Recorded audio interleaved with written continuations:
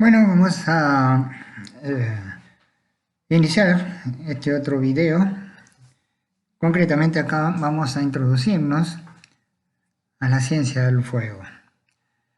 Vamos a conocer algunos de los secretos mejor guardados que tenemos de nuestro eterno triángulo de fuego y vamos a definir en forma definitiva cuáles son los elementos que intervienen, cómo intervienen y por qué intervienen. Fundamentalmente, el fuego es un fenómeno químico exotérmico con desprendimiento de luz y calor, una reacción química que resulta la combinación de oxígeno, calor y combustible, y es el origen de un punto muy importante, es el origen de un problema grave si no se encuentra controlado. Y acoto todo esto como que es fundamentalmente una cosa que quema. Sí, aunque suene infantil, vamos a darle el porqué, esto de que el fuego es una cosa que quema, que aparte estamos en lo cierto. Después de ver un montón de definiciones de lo que es el fuego, bueno, acá más o menos hilvané una definición que es más o menos la que conocemos todos: el proceso de combustión que genera luz y calor, resulta una oxidación violenta, etcétera, etcétera. Siempre digo que en capacitación hay dos áreas muy específicas, hay dos caminos que podemos llegar a seguir. Una es la capacitación lórica y la otra dinámica. Esto lo aprendí con el paso de tantos años en la docencia como profesor. Lórica quiere decir, viene del loro. El loro no habla, el loro repite cosas que ni siquiera tiene idea de lo que está diciendo, lo que está repitiendo. Y hay otros loros que escuchan a ese primer loro y dicen: qué bien que habla este loro, y repiten lo mismo, también sin tener en cuenta los contenidos ni las definiciones de lo que se está tratando de repetir. Y hay otros loros que escuchan a estos loros y otros y se forma una bandada de loros repitiendo algo que ninguno tiene idea de lo que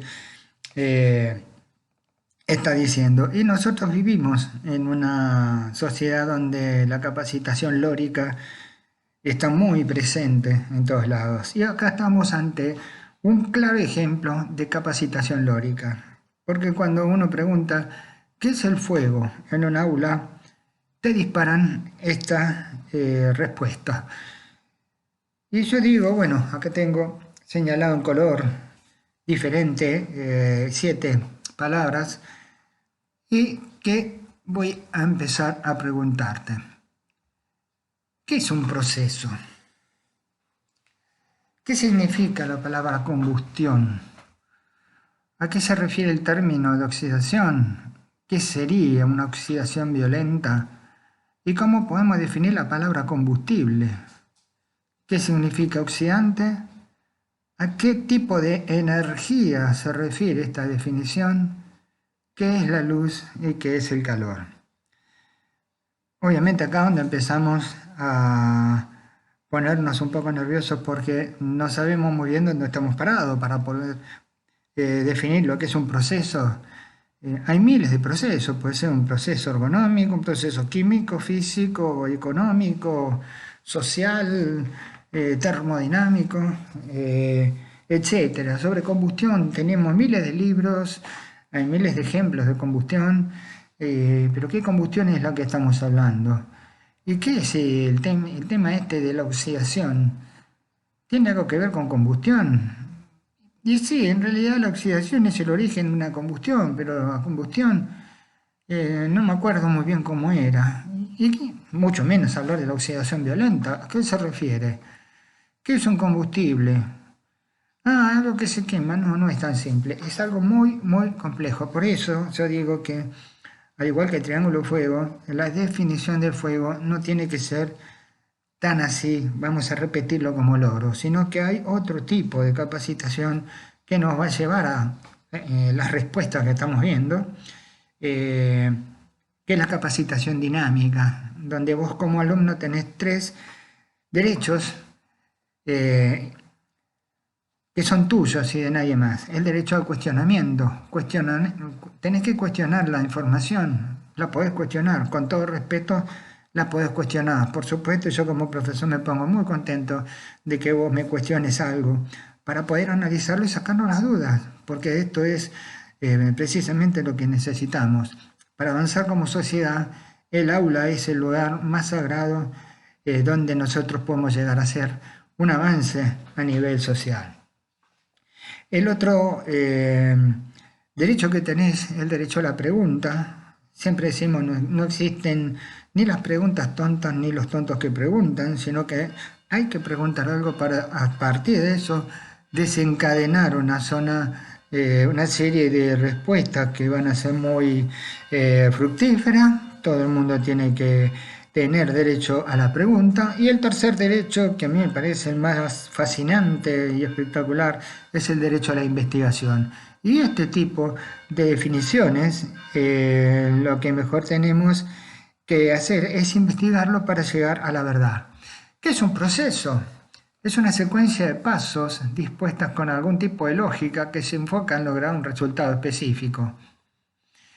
Puede ser un proceso tecnológico, que es el conjunto de etapas necesarias para idear, diseñar y producir un bien o un servicio que pretenda solucionar un problema o satisfacer una necesidad. Es decir, nosotros tenemos un grupo de elementos, los vamos a trabajar de alguna manera para llevar a cabo un objetivo.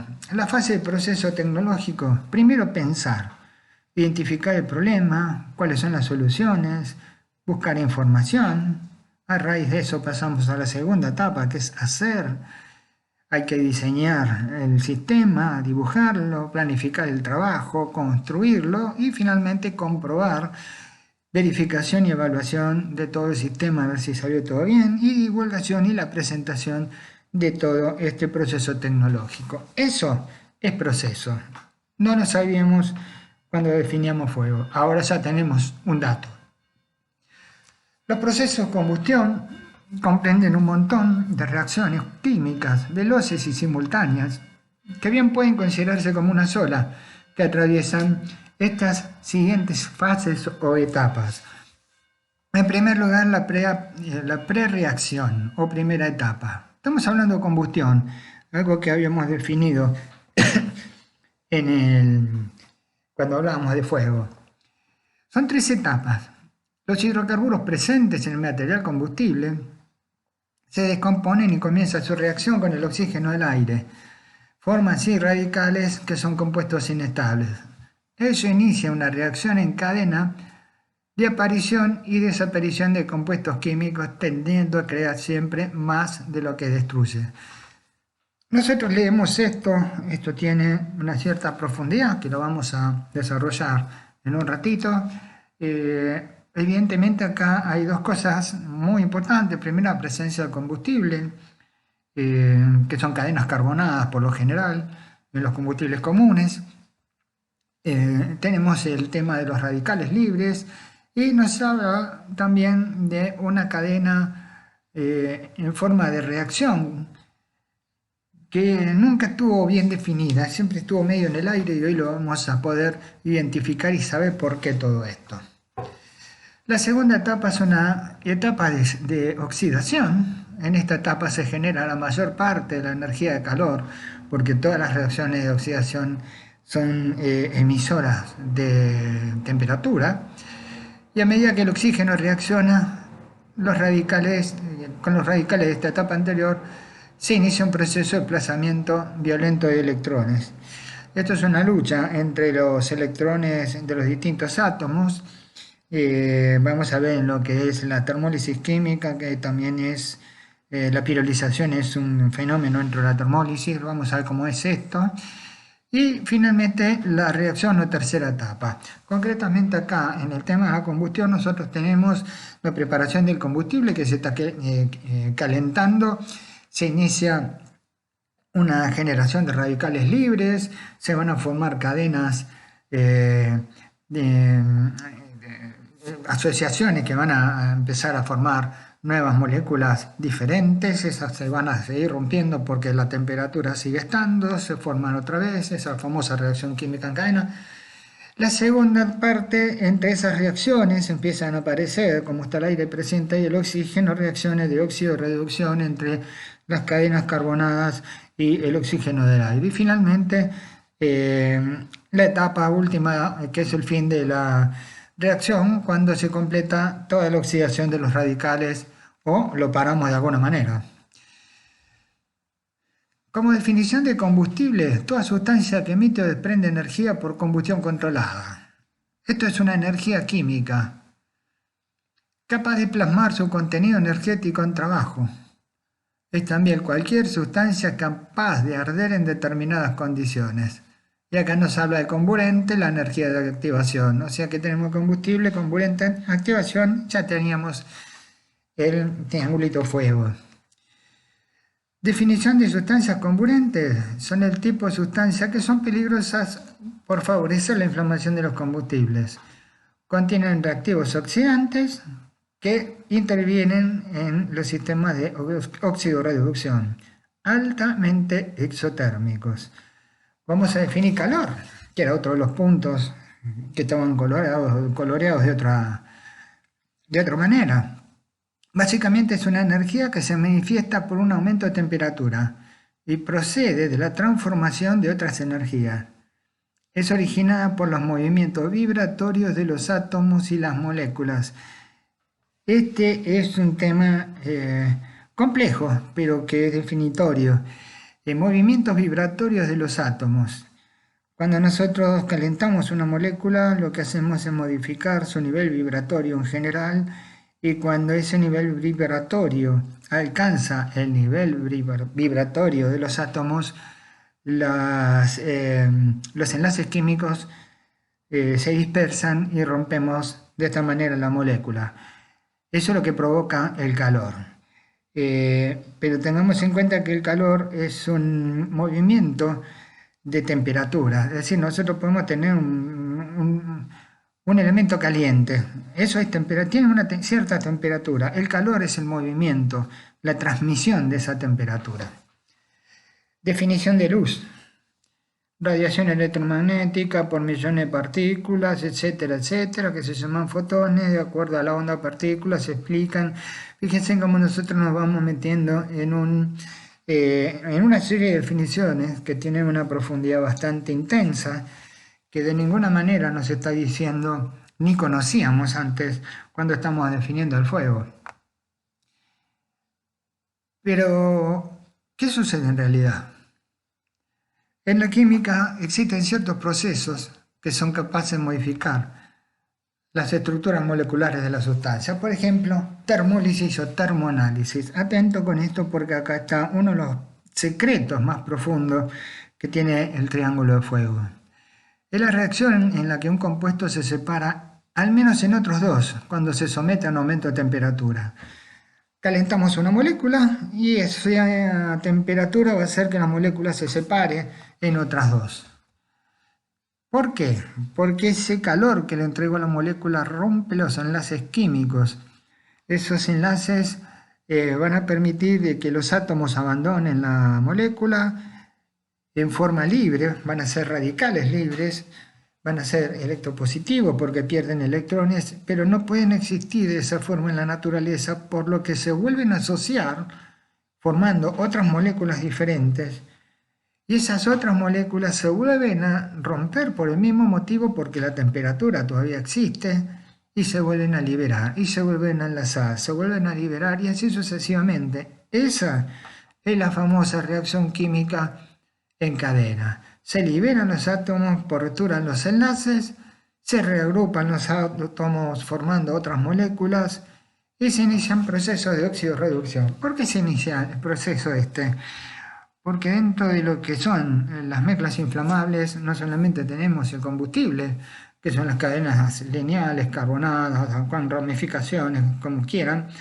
Esos enlaces se rompen, son por lo general enlaces covalentes, se rompen con facilidad, esos átomos abandonan las moléculas, se vuelven a juntar, pero junto con el combustible está el oxígeno del aire, que sufre el mismo efecto. La molécula de oxígeno sabemos que son dos átomos formando una molécula y cuando la temperatura incide sobre esta molécula también se rompe. Entonces los átomos de oxígeno se van a mezclar con los átomos del combustible y empiezan a formar diferentes moléculas hasta llegar a iniciar en algún punto de toda esa reacción química que se está generando las reacciones de oxidorreducción. Cuando empiezan esas reacciones a manifestarse, son reacciones fuertemente exotérmicas, van a adicionar temperatura a la existente y aquí es donde empieza a formarse finalmente el fuego. Esa es la manera que nosotros podemos definir el fuego y es uno de los secretos mejor guardados y más profundos de nuestro mítico triángulo de fuego, que vamos a hablar en un ratito. La pirólisis es la descomposición físico-química de la materia orgánica cuando está sometida al calor. En este proceso se producen sustancias nuevas, químicamente diferentes al material de partida. Es más o menos lo que estuvimos hablando recién. La pirólisis es una forma de termólisis química. La pirólisis se manifiesta fundamentalmente en los materiales sólidos, no en los líquidos. Los líquidos tienen otra forma de reaccionar ante el calor, que es la destilación. Los productos pirolíticos son fundamentalmente gases, líquidos y residuos carbonosos, cuyas cantidades dependen de las propiedades del material. La velocidad de pirólisis y la cantidad de material involucrado son muy importantes en la relación de concentraciones. Son los gases que largan esos sólidos cuando pirolizan y se mezclan con el aire. Y en general, los metales y los vidrios no son materiales susceptibles de pirolizar. Esto hay que aclararlo porque siempre es una pregunta recurrente. ¿Qué pasa con los metales? Bueno, estos metales no llegan a hacer este tipo de pirolización, aunque técnicamente es posible. Bueno, acá me ganó. ¿Qué es esto? Esto es una figura que utilizo muchísimo en mis cursos para tratar de que el alumno pueda llegar a pensar cómo es la secuencia de todo esto. Es un fósforo, obviamente. No están ustedes acá para que me puedan contestar, pero eso es un fósforo. ¿Cómo funciona un fósforo? Invariablemente me van a decir, sí, hay que rasparlo, se raspa en una cajita. Perfecto. ¿Para qué hay que rasparlo? Y acá empiezan a tirar respuestas de todo tipo, algunas con bastante comicidad, pero fundamentalmente dicen que hay que calentarlo, hay que lograr una temperatura. ¿Y por qué hay que calentarlo? Precisamente porque la mayoría de los materiales combustibles se evaporan en el proceso de pirolización entre 250 y 410 grados. Que el fósforo en realidad lo que está haciendo está reemplazando la acción de frotar dos palitos para poder hacer fuego. Y esto que tenemos acá es un dibujo de un fósforo de los que se denominan de seguridad. Ya no es una cerilla, la cerilla era un pedacito de cartón encerado que se enroscaba y se mojaba en una sustancia blanca, que era el fósforo blanco. Ese tipo de cerilla de fósforo reaccionaba prácticamente con cualquier material, por eso se le decía que era un peligro. De hecho era un peligro, por eso se inventó esta figura que tenemos acá, que es el fósforo de seguridad. ¿Por qué? Porque la cabeza de ese fósforo, que fundamentalmente es fósforo rojo con vidrio molido y una amalgama, que lo mantiene sólido, reacciona solamente con una superficie colocada al costado de las cajas, los fósforos, y no como antes que lo podíamos prender en el piso o en la suela de un zapato. Esa franja que tenemos en la caja es también fósforo rojo, un poco fósforo blanco, vidrio molido y el pegamento lo mantiene. ¿Sabían? Cuando hablamos del triángulo también estamos hablando de capacitación lógica, porque por lo general sí, el triángulo fuego que tiene estas cosas, bueno. Pero fundamentalmente, miren ustedes las ciencias que entran dentro de lo que es el estudio del triángulo fuego, la mecánica de los fluidos, los procesos termodinámicos, algo fundamental que es la cinética química que deriva de la entrega de energía térmica a las moléculas, y por eso la cinética química, que está muy emparentada con la velocidad de giro de los electrones a través del núcleo del átomo, que al llegar a una temperatura o a una energía térmica determinada empiezan a hacer saltos interatómicos, no interatómicos, empiezan a saltar las órbitas interorbitales, y los que están en la última órbita donde se encuentran los electrones y enlaces finalmente abandonan su órbita y se rompen los enlaces. Química orgánica, que es fundamental en fuego, y física general. Una simplificación gráfica es nuestro eterno triángulo de fuego, tal cual lo tenemos aquí. Y acá sabemos que tenemos un combustible, las llamas, las chispas, el oxígeno, el calor, que esto en realidad lo que representa es una combustión abrazada, una combustión profunda. Son brasas, no hay presencia de llamas porque no tenemos todavía definida la reacción química en cadena. Y acá, cuando nosotros tenemos una mezcla inflamable de oxígeno combustible dentro de los límites de inflamabilidad, cuando nosotros entregamos la temperatura, faltaba ese salto en la explicación.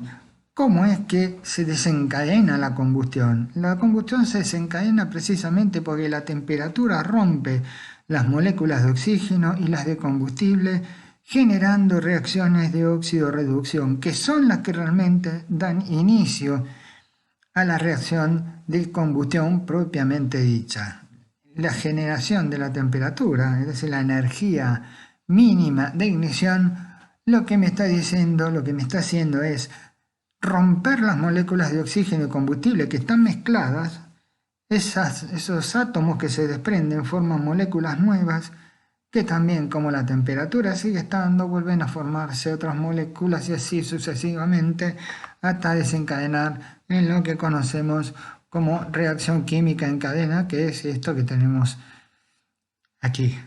Y de esta manera nosotros completamos un análisis científico, me gusta esa palabra, científico, del fuego. Ahora sabes por qué le tenés que tirar agua a un incendio. Porque vos, cuando haces esta pregunta en el aula, no, para refrigerar, sí, siempre van a decir eso, pero ¿para qué refrigerás? Es para bajar la temperatura de la molécula y evitar de que esos átomos puedan llegar a desaparearse, es decir, que no se rompa la molécula por calor porque está por debajo de la temperatura crítica. Yo le tiro agua a la molécula baja su temperatura y no se rompe. En cambio, el calor lo que hace es que rompe la molécula. Por ese motivo le tiramos agua. Queda una pregunta más. El agua está formada por hidrógeno y oxígeno. ¿Le estamos tirando combustible y oxidante al fuego? Se los dejo para otro video. Y aquí sí tenemos presencia de llama, por supuesto. La combustión es una oxidación entre un combustible y un comburente provocada por una fuente de energía, completa cuando todo el combustible se combina con el oxígeno. Como productos residuales tenemos dióxido de carbono y vapor de agua, y es incompleta cuando el combustible no se combina totalmente. Y aquí sí tenemos, aparte de dióxido de carbono y vapor de agua, monóxido de carbono, humos y gases venenosos. En la foto de la izquierda tenemos una combustión completa con, digamos, un soplete de oxicorte, donde hay una premezcla con los porcentajes adecuados. Se tiene una combustión completa, todo el producto que sale se quema. Y es incompleta, en el mismo caso solamente abrimos el robinete del acetileno y tenemos acá una combustión brillante con generación de mucho humo, pero de una coloración muy distinta. ¿Por qué? Porque esta es una llama que tiene aportación de oxígeno. No viene el oxígeno por acá, sino que hay un aporte de oxígeno.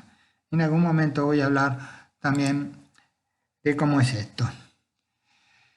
Y según la velocidad en que ocurren los sucesos de reacción química, podemos tener una combustión lenta, que que hay un imperceptible aumento de la temperatura de generación de calor, por ejemplo, la oxidación de algunos metales o la degradación del papel. Esto está ponderado en el tiempo y esa generación de calor no es absolutamente posible de percibir, si se hace en laboratorio, por supuesto.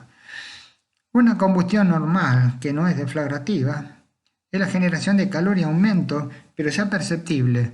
Hay una presencia de llamas y, por ende, emisión de luminosidad. Sería el fuego en forma ordinaria, como lo conocemos. Hay una combustión deflagrativa, a mayor velocidad que la anterior, que tiene una gran generación de calor y de un aumento de la temperatura muy perceptible y dañino, y puede tener un aumento significativo en la presión de 1 o 10 veces la presión inicial. A eso se conoce como deflagración propiamente dicha. Y finalmente una combustión rápida o instantánea que se puede manifestar en forma explosiva. Se realiza en reacciones que se generan en fracciones de segundos, un muy gran aumento en la temperatura y también en gases a alta presión. Se produce un aumento muy significativo, hasta 100 veces la presión inicial. Esto no es otra cosa que lo que se denomina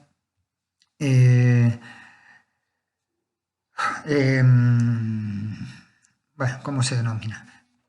Tenemos la deflagración y esto es una combustión instantánea, casi una explosión, detonación, muy duro para acordarme. Preguntamos qué es un incendio y normalmente lo asocian con un fuego grande, pero sin embargo es una combustión indeseable que avanza sin control y que no la podemos controlar. Un fuego no controlado en el espacio ni en el tiempo. Nosotros no podemos hacer nada, se nos fue de las manos algo, eso es un incendio. Podemos clasificarlo como amago, principio incendio conato, cuando lo podemos controlar con medios propios, por ejemplo con matafuegos. Y un incendio declarado ya no podemos hacer absolutamente nada, exige actuación profesional. Más o menos lo tenemos en claro. ¿Cuál es el objetivo de la prevención de incendios? En principio, evitar la gestación de los incendios, eliminar sus riesgos, estudiar las posibilidades, las causas, los medios y los factores para su desarrollo, pero fundamentalmente tiene como finalidad el resguardo de la integridad de las personas, en primer lugar, y de los bienes. Esto está muy bien definido en la NFPA 101. Este es el objetivo fundamental de la prevención contra incendios. La protección contra incendios consta de 4 áreas que están muy asociadas entre esas. La prevención preventiva es la columna que se encarga de evitar el incendio, todo lo que nosotros podemos llegar a utilizar como prevención, es decir, podría ser, por ejemplo, los permisos de trabajos en caliente, los sistemas de protección eléctrica, la educación, seguridad contra incendios, todo eso está digamos, definido en lo que es la protección preventiva. Es para evitar la protección pasiva estructural, que no trabaja sobre el fuego, sino que tiene acciones fundamentales para limitar o impedir el desarrollo del incendio, que siga transmitiéndose a otras áreas. Se encarga fundamentalmente de estructurar, de formar todo lo que conocemos como sector de incendio. Después tenemos la protección activa o extinción, que es la que utilizamos con todos los medios para apagar el fuego, y la protección humana o evacuación, donde nosotros abocamos fundamentalmente los esfuerzos para sacar a la gente de ahí. Y de acá hay 2 áreas perfectamente definidas, que es la seguridad proactiva, porque nosotros estamos previniendo que se origine un fuego, y la seguridad reactiva, que es la que tenemos que emplear cuando ya se desató el problema. Tengamos en cuenta que estas 4 áreas son como las 4 patas de una mesa. No podemos obviar ninguna porque si no la mesa va a estar inestable y se nos puede caer. Ojo con esto, no podemos saltar ninguna de estas columnas. ¿Qué resistencia al fuego? Los materiales que se emplean en la construcción tienen que tener suficiente resistencia al fuego para evitar cualquier tipo de inconveniente. Cuando se trata de edificios en altura y la cantidad de combustibilidad puede ser muy elevada, la resistencia al fuego debe ser aumentada.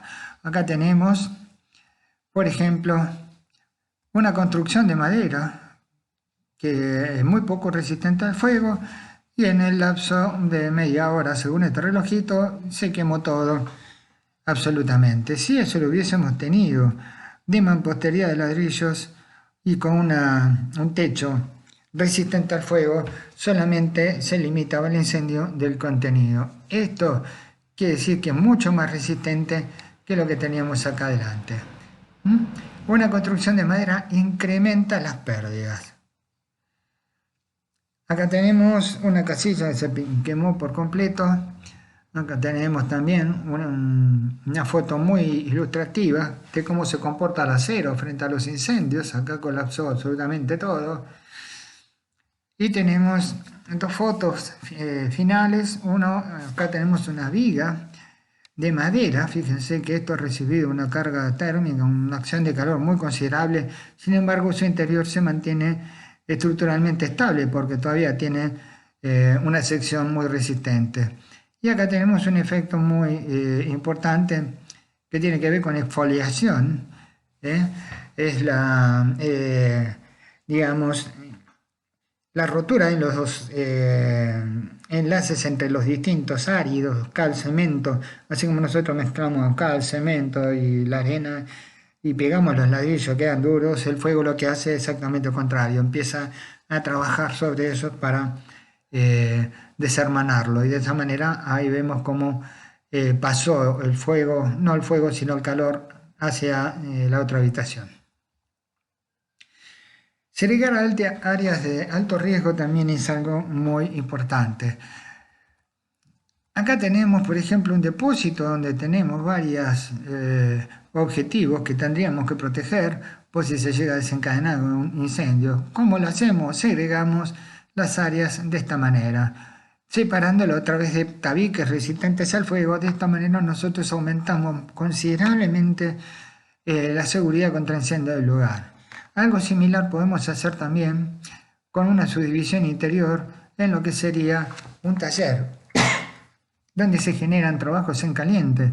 Acá obviamente esos tanques que tenemos acostados pueden llegar a entrar en ignición y de esta manera nosotros también vamos a compartimentar y separar los peligros. Eso es segregar.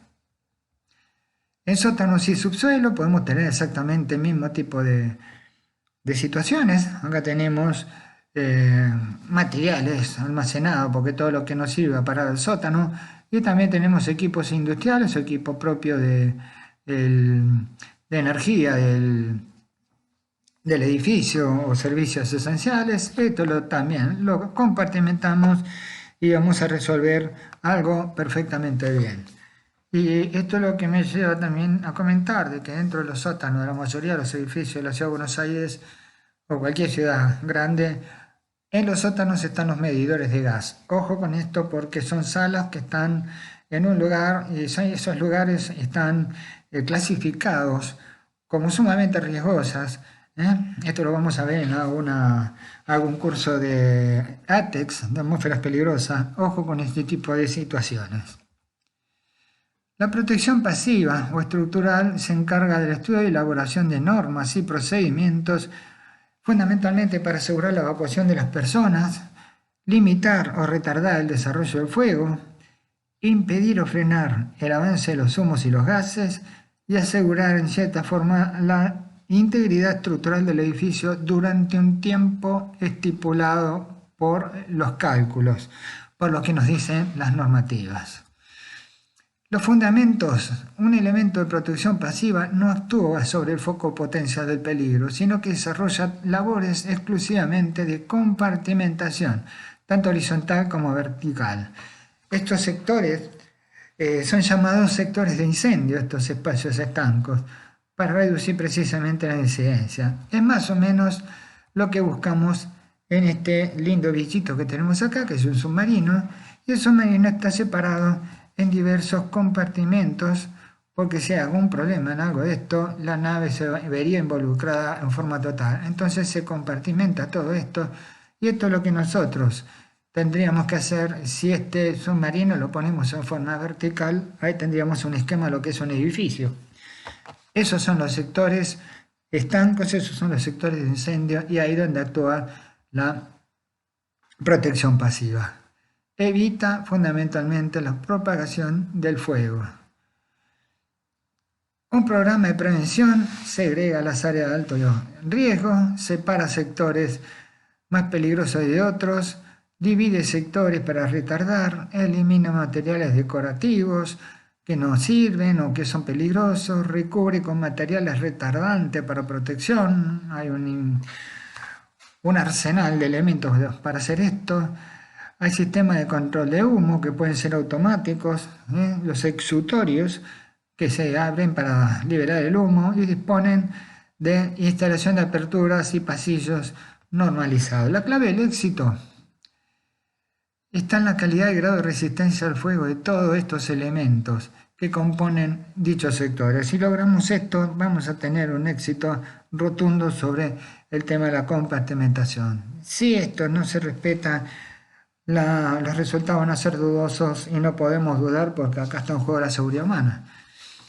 También tenemos que ver todo lo que son tuberías, cables forjados, barnices, etcétera, un montón de elementos que tenemos que considerar, sabiendo que en un incendio la velocidad puede llegar a trasladarse, la velocidad del fuego, más de 15 metros por segundo, y alcanzar temperaturas altísimas. Medios de escape. Es el principio más importante que debe observarse en la provisión de medios de escape. Asegurar la salida de las personas en caso de incendio. Y acá hay un corte. Nosotros tenemos la sala de ascensores, acá el hueco de ascensores. Vamos a salir a un vestíbulo que podría llegar a tener acá, una especie de pasillo, que está separado con una puerta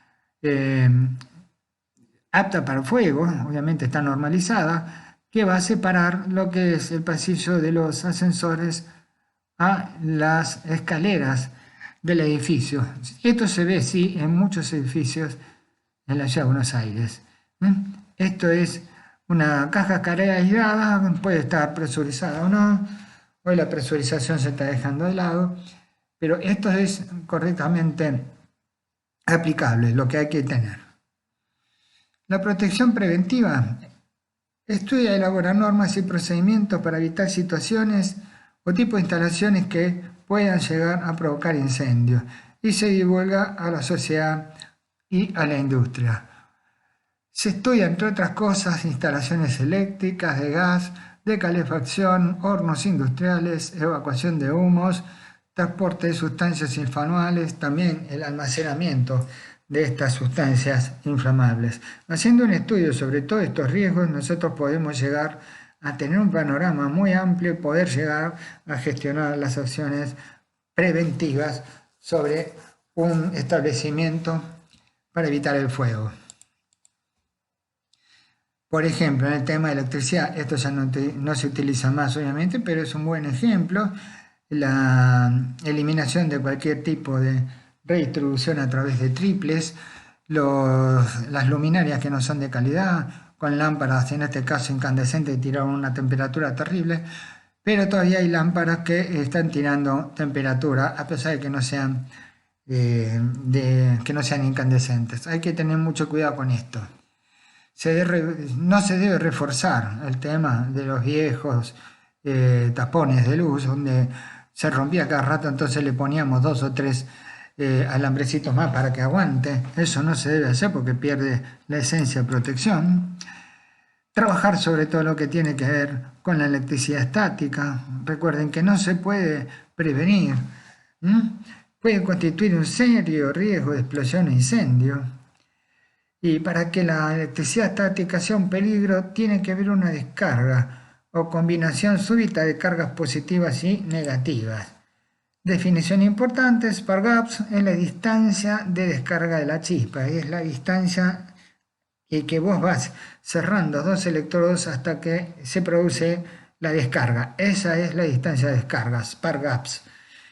Es algo que se estudia, por supuesto, como medida preventiva. El uso de inflamables también. Si nosotros tenemos que trabajar con solvente en un área, ¿para qué tener 500 litros si podemos tener 5 o 6 litros y este tanque tenerlo fuera del área de trabajo? No podemos almacenar semejante cantidad en un área confinada.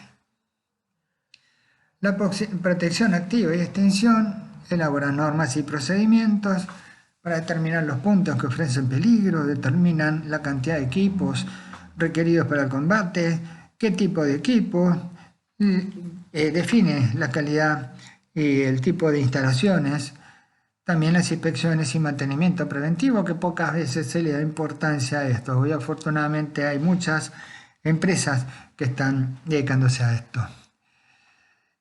Para el diseño y selección del equipamiento necesario se debe contar con un minucioso estudio de la carga de fuego del lugar. Y acá tenemos que hacer hincapié en que, bueno, hay muchos métodos de análisis de carga de fuego. Acá en Argentina se utiliza mucho lo de la ley 19.587, que es nuestra ley de higiene y seguridad, en el decreto 351. Ahí tenemos la directiva para hacerlo, o también el método de PURT.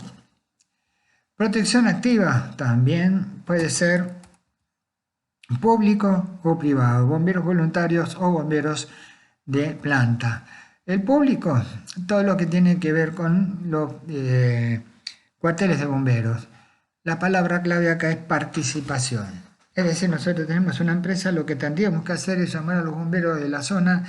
Ven y conoce la planta, mira, estos son los riesgos que tenemos, lo que podés encontrar, estas son mis herramientas, estos son mis equipos, porque en caso de que se genere algún problema en la planta, indudablemente esa participación va a definir el éxito en muchos de los casos. Si hay una acción coordinada con bomberos, seguramente podemos llegar a hacer. Y bomberos, por supuesto, agradecidos. No tengan miedo a que nadie le va a clausurar nada. Esto es fundamental. Y privados son los propios de las empresas. Están disponibles todos los elementos e instalaciones, hay control y extinción